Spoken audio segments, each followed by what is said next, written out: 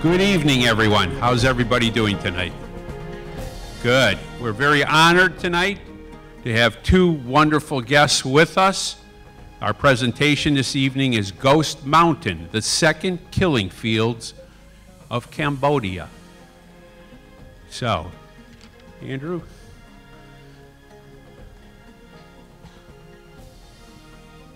This is a joint presentation this evening. It's a cooperation between two entities. One group is called the Muskegon Community College Center for Experiential Learning. My name is George Maniotis. I am one of the three co-directors of that particular program. We provide educational experiences outside the classroom, not only for our students, but for our community. And I'm very heartened to see a lot of you community members here tonight. Why don't you give yourselves a round of applause? So our idea is not everything can be learned by PowerPoint or recitations or whatever. It's best to be able to go places, do things, and experience things, and bring people in to share their experiences with you. Now, the second group that we have tonight is the Center for Genocide and Holocaust Studies of Muskegon County. This organization is a group that commemorates and honors the survivors of genocide and Holocausts, and they try to make sense of these traumatic events. Over the many years, and they've been in inception since 1995, this collaboration has been a unique one because it involves the Muskegon Intermediate School District, Muskegon Community College, and the Muskegon Council of Churches, and it's been spearheaded for many years by Rabbi Alan Elpert, Anna Elpert, and Reverend Chris Anderson. And we have brought in over the years people to talk about Rwanda, Armenia. We've brought in a number of speakers to talk about the genocide or the Holocaust during World War II. One famous program we brought in was down at the Spring Lake Library, where we brought in Guy Stern, who was one of the surviving Ritchie boys. And it was almost 200 people in that library room at Spring Lake. And quite a memorable program because Guy was in his 90s and as lucid and as sharp as the day was long, and gave a very energetic presentation. We will be bringing in a speaker, Carl Wilkins, in February, to talk about Rwanda and what has gone on since the massacre in Rwanda that claimed several, well, 1 million plus lives, an intertribal fight between the Tutsi and the Hutus, and what's been going on in terms of restorative justice to try to heal that particular country. And they've got a very interesting program going on with that. So,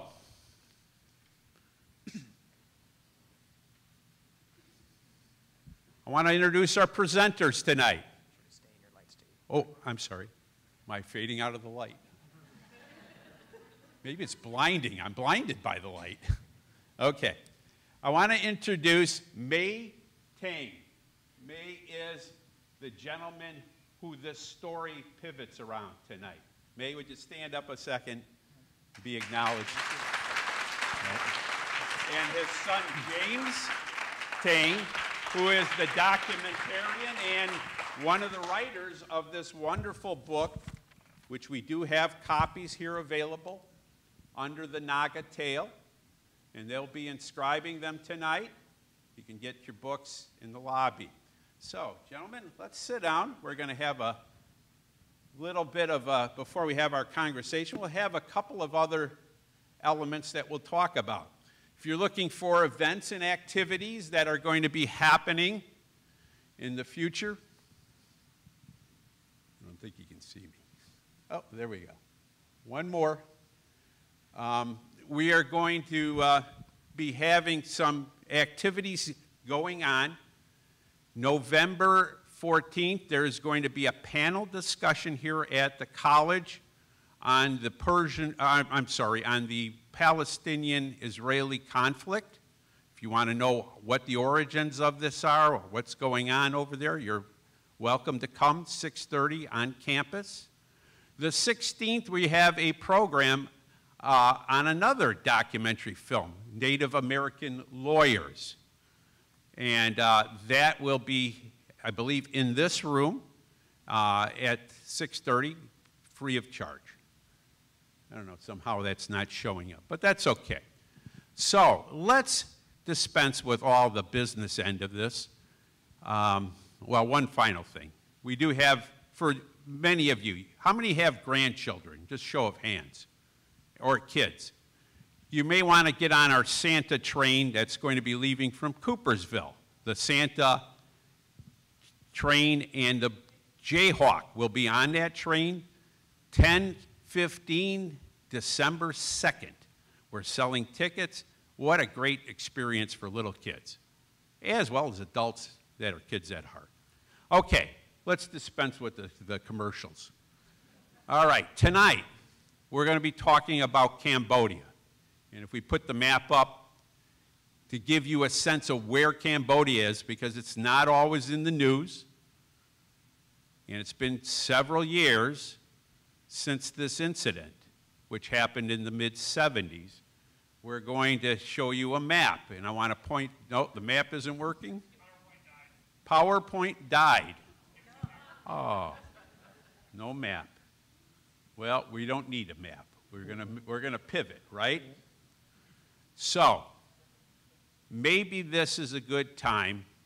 I'm gonna throw this to James. James, would you talk about what the genesis of this was, and then we're gonna see your film, okay? Sure. Well, thank you, George Maniatis, for inviting us to help show our film at Muskegon Community College. And so we're thrilled, my father and I are thrilled to be here. And we also want to thank the Center for Holocaust and Genocide Studies, Alan and Anna Albert and Chris Lawrence, Reverend Chris Lawrence, who also chaired that, and all the others for helping to support such an event like this. We're deeply moved. Regarding this film, I'll talk about the film first and what kind of story it's about. This Ghost Mountain was first premiered in 2019, and it became third in its audience ratings at the Sedona's Film Festival. And since then, it's been at 11 different film festivals. It's been featured on C-SPAN, PBS, and won Best Documentary at the Houston Asian Film Festival. It's about a story of my father, who survived a genocide in the 1970s in this country called Cambodia. I think the map came up again. I can be teacher for now. Cambodia is between Vietnam and Thailand, and it's about the size of Oregon, if you want to think about how large this is. And it had a population at the time of 5 million. And it was known as, basically by the French, as the Pearl of Asia, and they were trying to one-up the British in what they consider the Pearl of the Orient, which was Hong Kong. And Phnom Penh, the capital, was considered by the French as the Petit Paris, Little Paris. So there was, in their eyes from the West, a huge adoration for Cambodia. It was a very modern society, as you'll see in the film that we played there. And it was one that was basically well-traveled by foreigners to go there. and have the retreat. I think today, Cambodia and Thailand are still top destinations for Americans overseas. And that's kind of reclaiming what it used to have. Now, unfortunately, there was an outspill of the Vietnam War that caused instability. There was bombing in Cambodia from the illegally by America, and it caused great instability, and it allowed a faction of renegades called the Kmher Rouge to take over. And they ultimately turned the country into a place of mass murder, and which is now dubbed the killing fields. And so they would take their victims into the fields and eliminate them there, hence the term killing fields. It would turn out to be one of the worst genocides in the world. And it was so bad when the world heard about it, it was called even the second Holocaust, because they had no other comprehensible way of describing what this was. And this shocked the world because Cambodia was, and Cambodians were known for being kind-hearted, very gentle people. And they were very shocked at how they turned to such barbarianism, or their leadership led to such these atrocities there.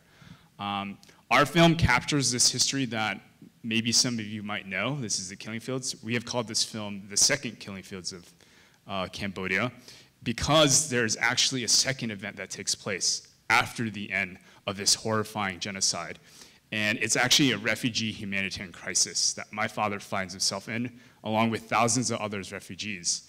And they flee to a place called Thailand up north, seeking refuge and seeking asylum, and they actually find they're unwelcomed. And they're asked to go back, and they're actually forced to go back to Cambodia, but it's done in one of the most horrifying ways possible.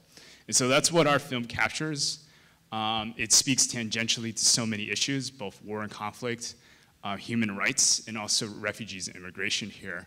And we hope that it would really shed light into how we deal with the failures of both war policy, foreign diplomacy, and also the way we think about refugees and all of that there. Sounds great. Now why don't we roll the film, if you don't mind? Yep. Let's roll the film, and then, boy, we've got lots of questions for both of you. So let's play the film.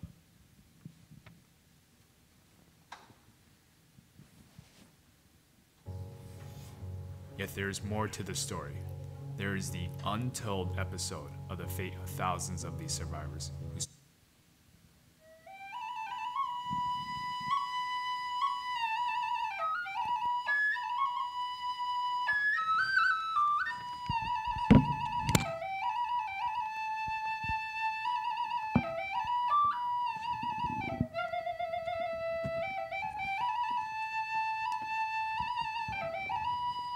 Inside the once majestic country of Cambodia, after a decade of war, history witnessed the collapse of the horrific Khmer Rouge regime. It would end one of the worst genocides the world has ever seen.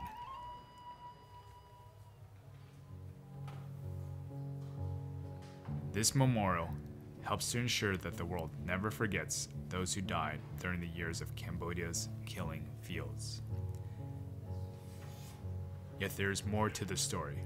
There is the untold episode of the fate of thousands of these survivors who sought refuge inside Thailand.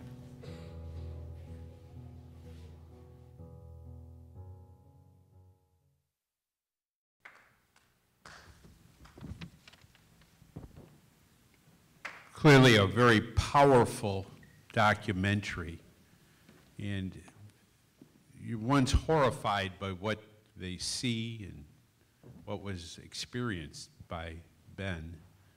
Clearly this was not easy, and many times with a Holocaust type situation, it is very difficult for a survivor to talk about this. So we're going to listen to Ben's story tonight, because he's willing to talk about this and bring up some things. And a lot of the stuff that we're going to allude to tonight is in this book called Under the Naga Tail, which chronicles his story. So why don't we get started with our questions? Ben, how old were you when this started? Well, when Put the mic up. When the silver started in Cambodia, I am around 11 years old. And when the companies take over in 1975, I was 16. You were 16. And when you were in the concentration camp, what age were you? Pardon me? When you were in the concentration camp, how old were you? I was 20. You were 20. Now, you spent 40 days there, but there's more to that story, right?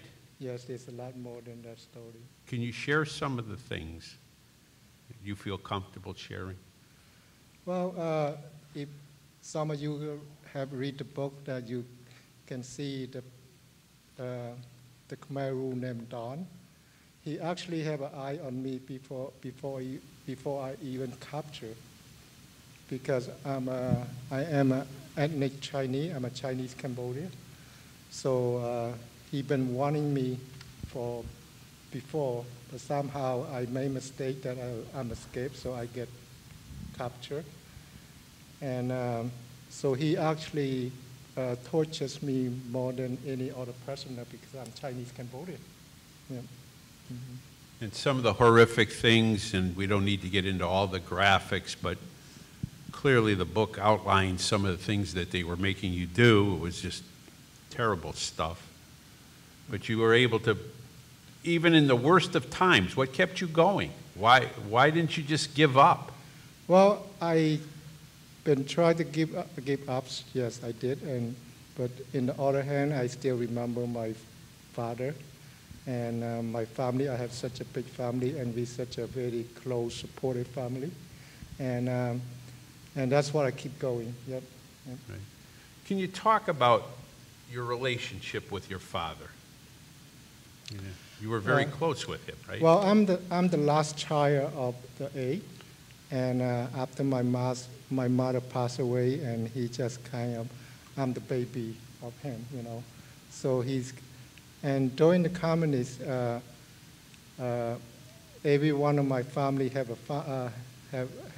a family, so they separated family from a single person. So I am the one that actually responsible for my dad because I was single.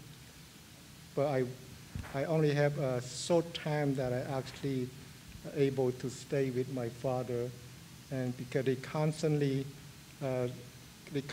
send me out to the field all the time. Yeah. And you were doing all kinds of pretty much slave labor, right? Yes, it is a slave labor. We work from, we get up at 5 o'clock and we work until 11 o'clock at nighttime. And there's not much food to eat. And we don't have any soap or shampoo or anything to clean ourselves. In 4 years, I did not even have a toothbrush to brush my teeth. So when I came to the U.S., my tooth is all deteriorated, you know. So, yeah. All right.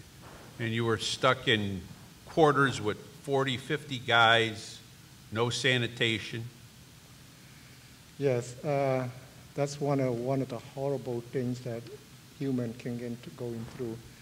Because you can see that Don is having an eye on me, and he made sure that I be tortured, and made sure that he pointed to the place that nobody wanted to sleep next to the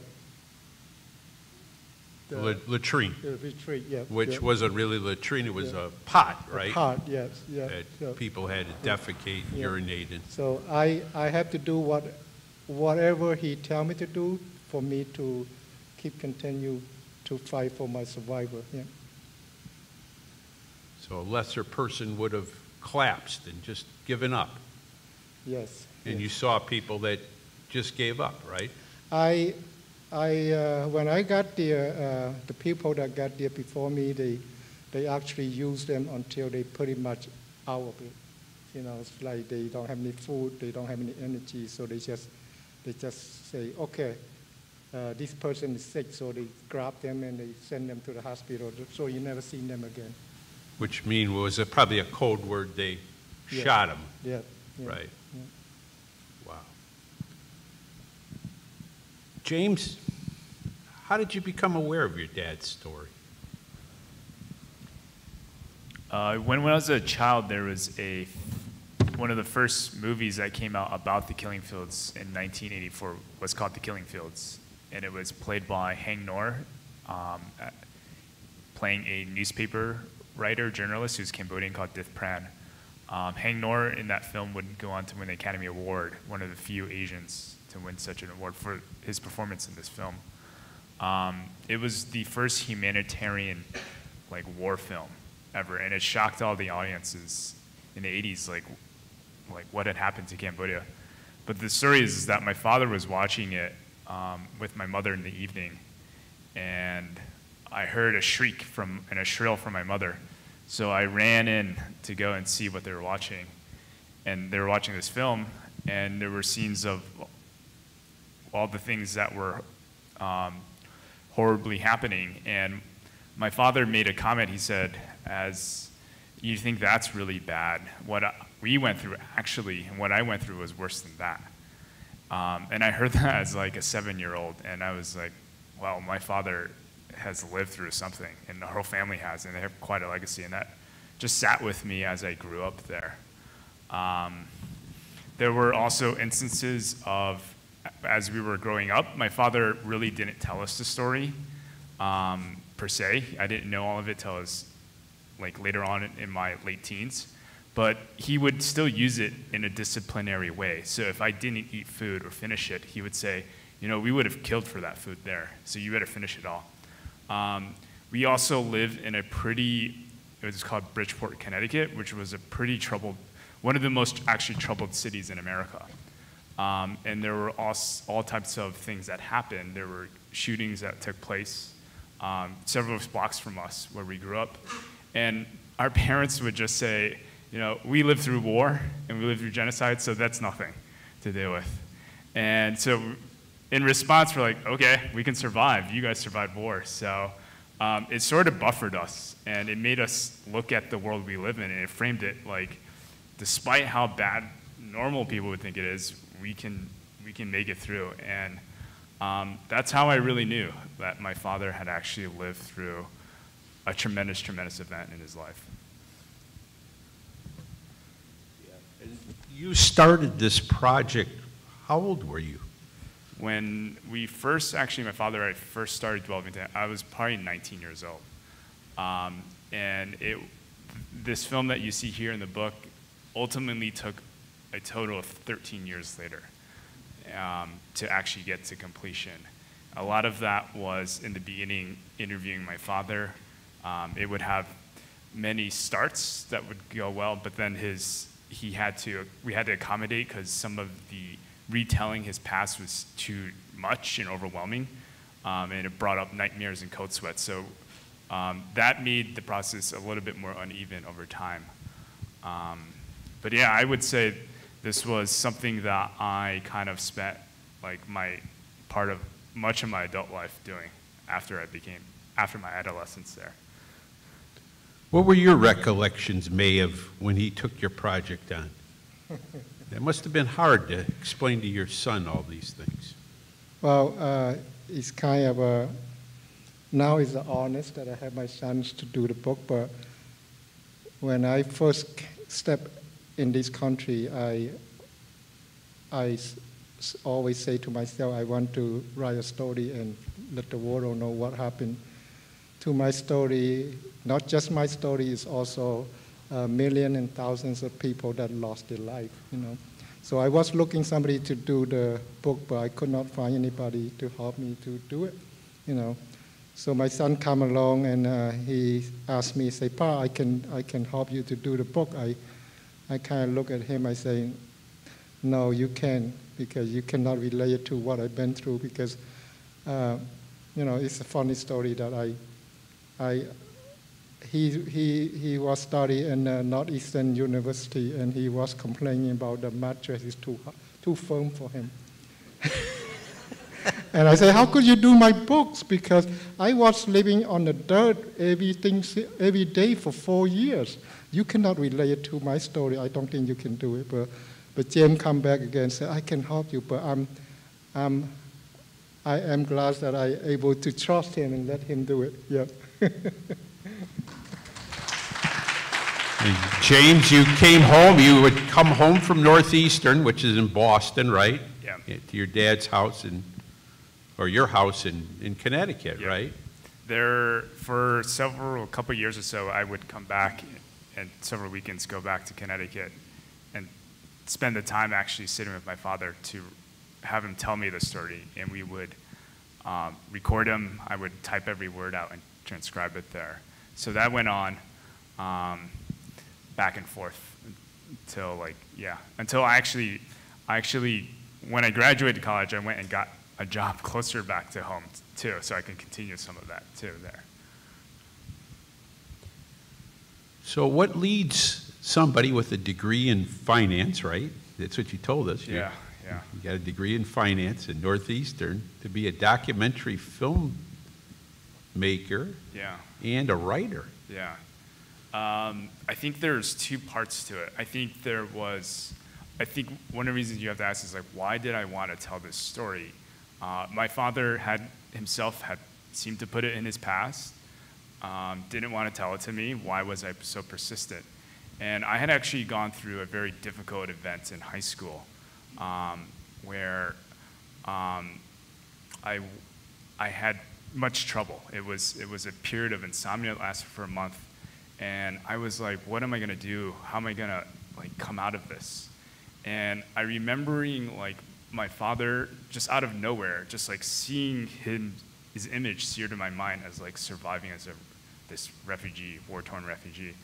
And somehow that came out of nowhere, and it brought me so much hope and strength. And it actually helped me pull through that event, and I was able to get through it. And so that stuck with me. And I started to say, if something like that in his story could help me, and I didn't even know it, there must be more to it. There's something that fate is asking me to look into that. And it was true. And as I asked him more and heard some of it, I was like, this story needs to be told. People need to hear this story because it's inspirational. Everyone deals with something in their life, and we all deal with lumps. And I think one of the things his story calls out is there is this spirit that is capable of overcoming whatever we encounter or besets us in life. So that's the first one. It's this passion to just encourage people and inspire people. I think the other part was I began this over 15 years ago. I work in finance, and if you really know somebody, I worked in risk as well. And at risk, you kind of think of all the worst things that can happen in the world. And people think we're kind of in our own world because of that. But we are just people who are just curious and like to ask questions. And we go by the phrase worry today, so you don't have to worry tomorrow. And if you don't worry tomorrow, then you will worry tomorrow then. And I think part of me saw kind of the forecasting, the trajectory many, many years ago of where things would go, maybe possibly in the world. That tail events would happen more. And I understand this more intimately because I am in finance.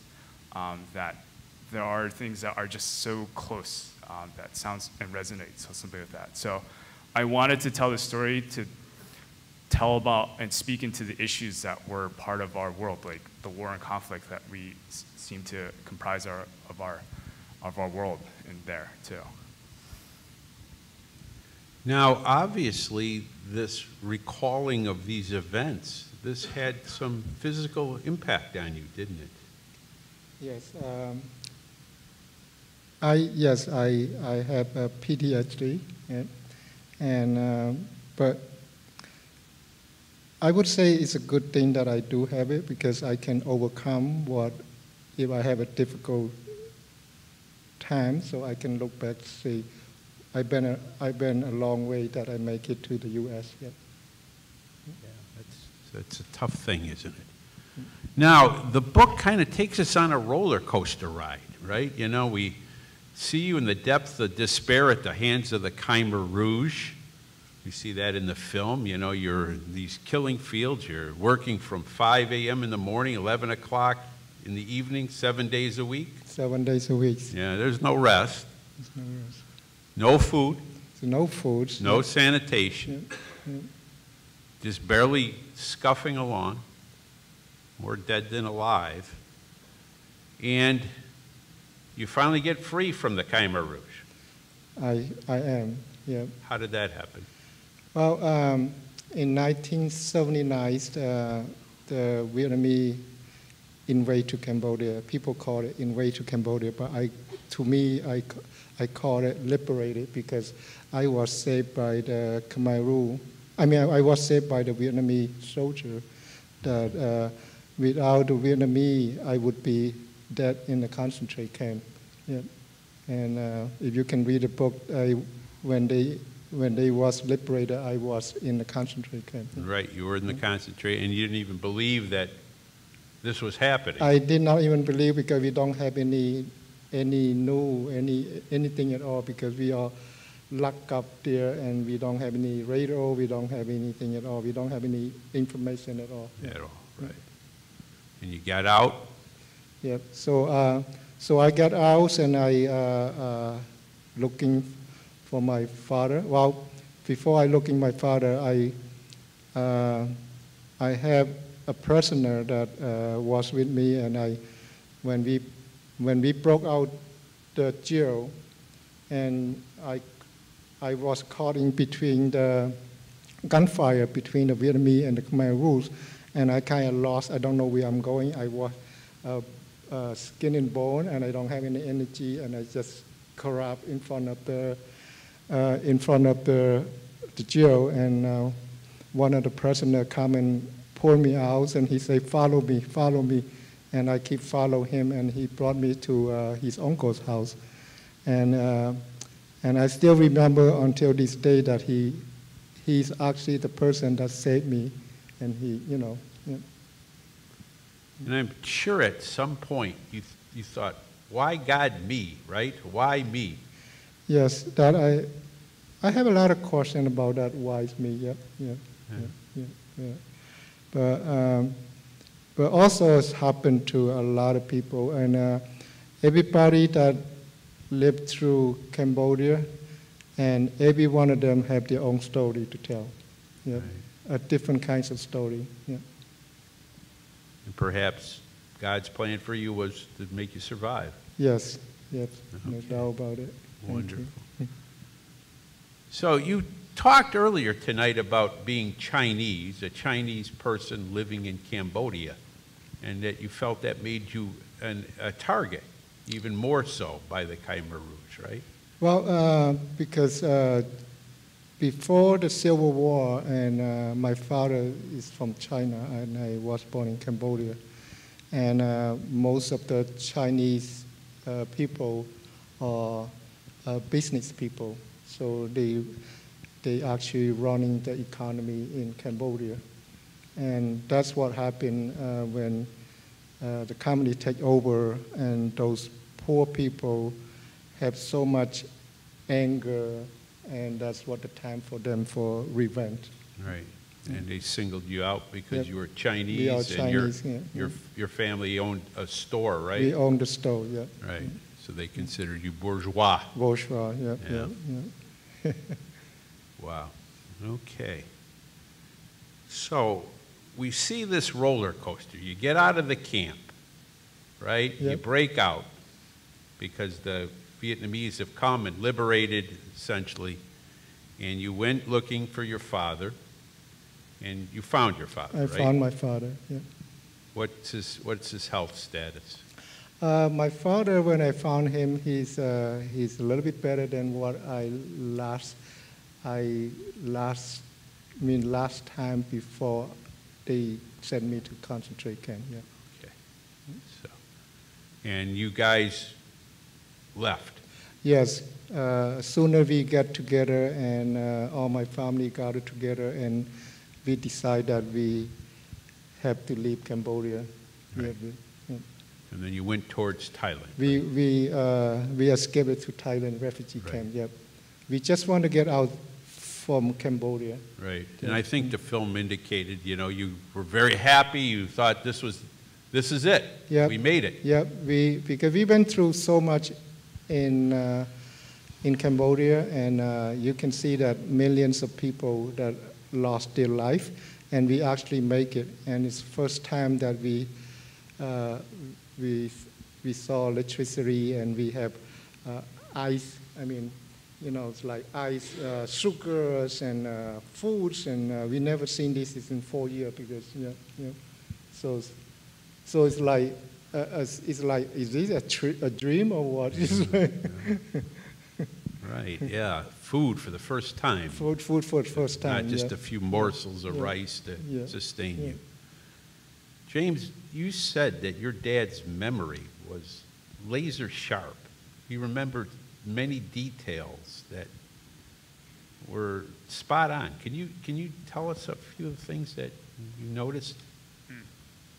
Yeah, I would drill into my father's story, and as we were kind of putting it into piece form in the readable form you see in the book, I had to go back and ask him how certain things looked, or where things were locationally. And one clearly was like, what did the clock tower look like in his hometown? Or what was the layout of this specific area that he was in, or Preah Vihear, what did it look like?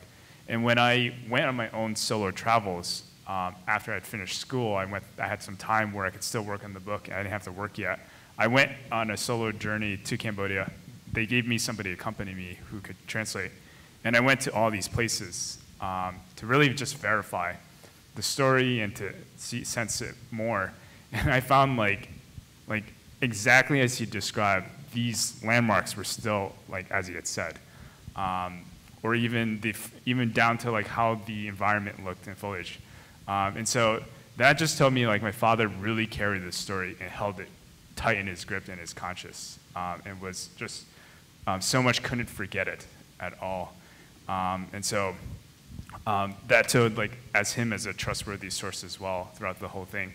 I have found like my father knew every single thing that happened. He was able to regurgitate the story.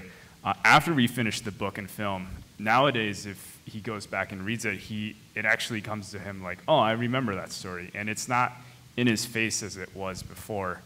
And this whole process has been really cathartic for him in helping him to let go and release like what he had gone through. And that's been the most worthwhile thing for me to see throughout this whole process there.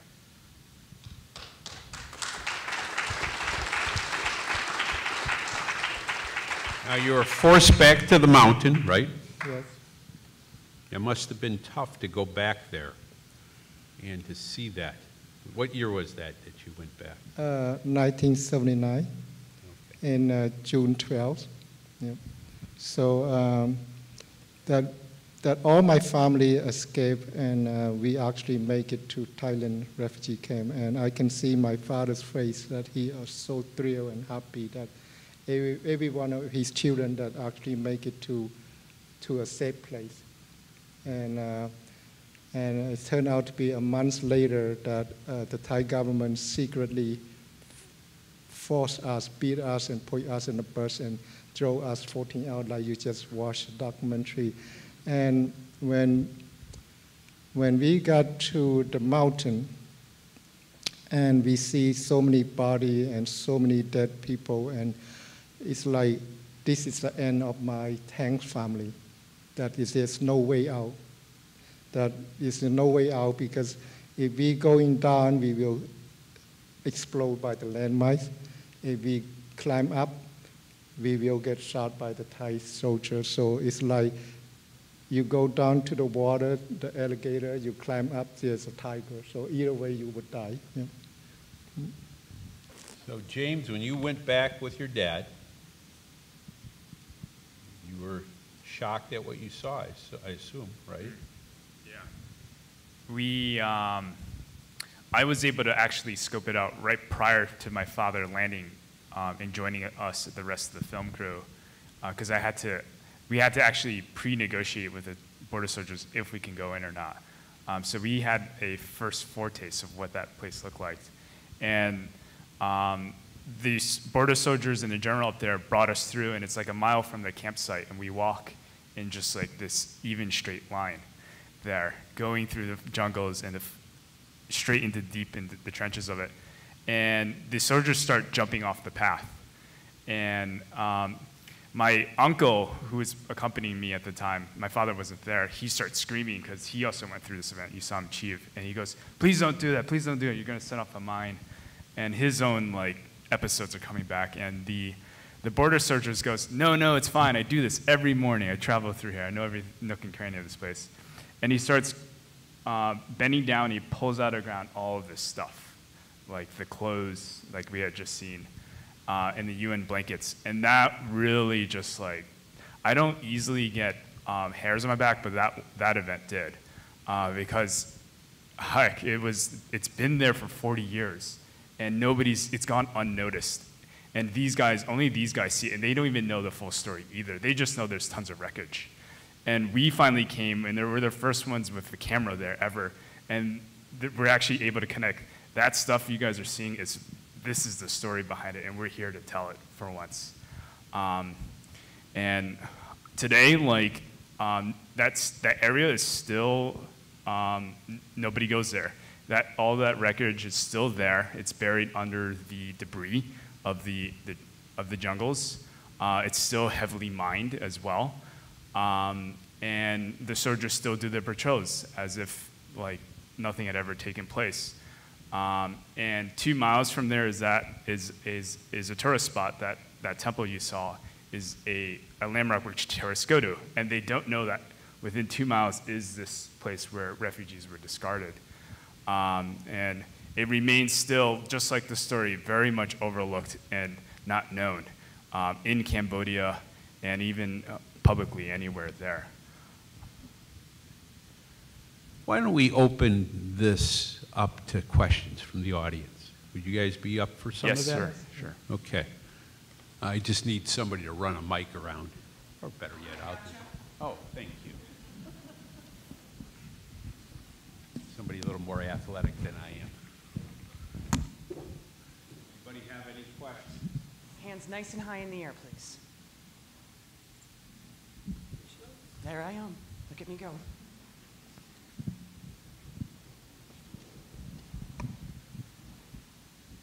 What was a form of government prior to the bombing by the U.S. in Cambodia? That's a great question. So right before the bombing, actually during the LBJ administration and Nixon administration, it was, Cambodia was run by the king. It was a monarchy by King Sihanouk. The bombings took place, and I think it started in 1970. And very soon, Cambodia had a small civil war. The story is that Sihanouk has to leave and get medical attention, and he goes to China. He has some stomach issue. And in his absence, what happens is that his trusted general called Lin No, actually does a coup d'etat and takes over the whole country. And then suddenly a Cambodian republic is installed in 1970. Many look back at that as very mysterious, as like, how did Lin No, he's not very smart, how is he able to pull this off? And suddenly American fatigues were being worn by his soldiers, and they had American arms and guns. So it's one of those big questions. But because of his establishment, a civil war immediately erupts, and it's between the Khmer Rouge and Lin No's republic, which is not really a real republic, it's just a dictatorship. Sihanouk, who's now in China, is incensed, and he's very angry at what's taking place, and he sees he's been betrayed by his trusted general, and so he goes and gives his support to now Pol Pot and the Khmer Rouge, thinking that they would win, and then they would reinstate him in power. Unfortunately, that was totally folly, and the Khmer Rouge just used them, and just were able to recruit many people and say, the king is on our side, and they never gave him power. When Sihanouk went back to Cambodia during the killing fields, he was actually kind of under house arrest, I believe, and placed safely away. And Pol Pot basically ran the country in a disorganized fashion for the next 4 to 5 years. So it went from monarchy, a short-time republic or military dictatorship, into the Khmer Rouge. Today, afterwards, now Cambodia is now, I would say, still a pseudo-dictatorship. They have a parliament, but it's still run by one person, and now that's Hun Manet, who has taken over after his father, Hun Sen, who was for over many decades had been the leader there.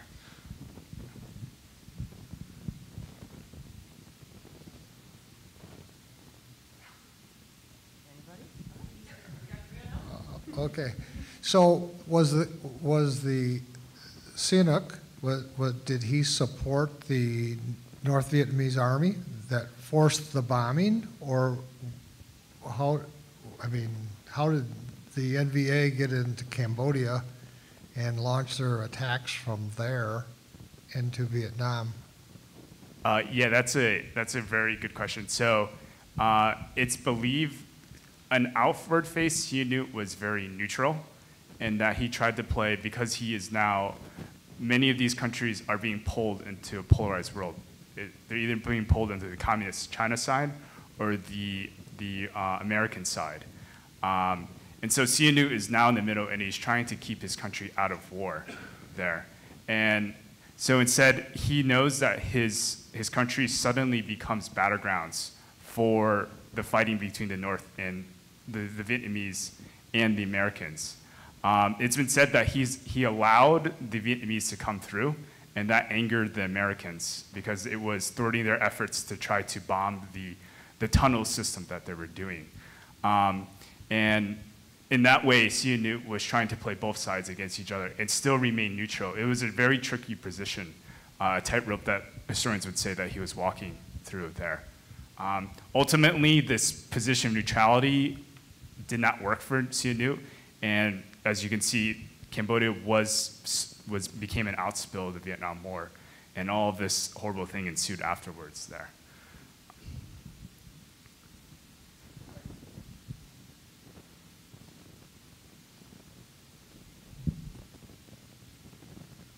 They're all quiet.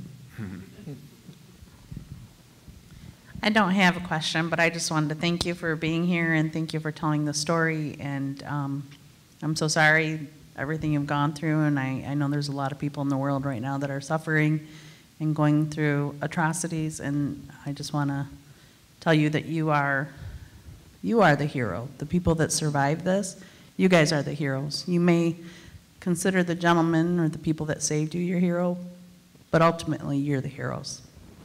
Thank you very much. Thank you.